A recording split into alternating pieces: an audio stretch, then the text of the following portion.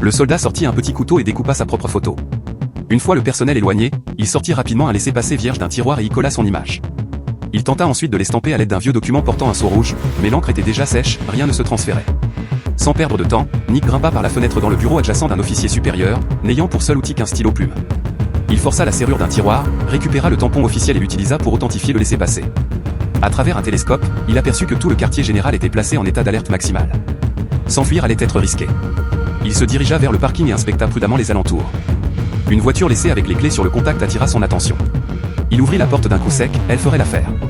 Il retourna ensuite à la salle de banquet, choisit au hasard un général complètement ivre et le traîna jusqu'au véhicule, feignant de le raccompagner à son domicile.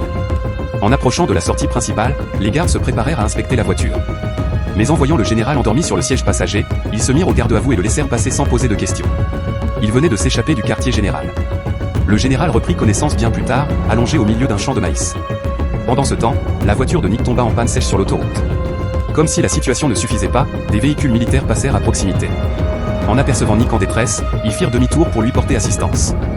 Nick, parfaitement calme, leur demanda un peu d'essence, montrant son laissez-passer falsifié.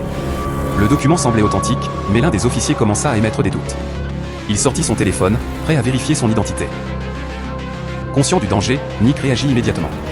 Il déclara être un agent du département de la sécurité, actuellement en mission secrète. Il expliqua avoir reçu l'ordre urgent de se rendre au commissariat pour prendre en charge un prisonnier, un déserteur capturé nommé Jacques. Tout retard compromettrait l'opération.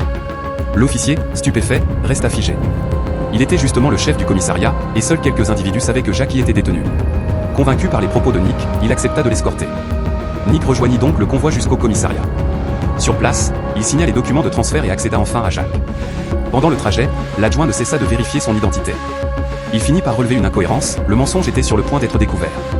Nick jeta un regard vers le pistolet à côté du conducteur, prêt à agir, mais l'adjoint fut plus rapide.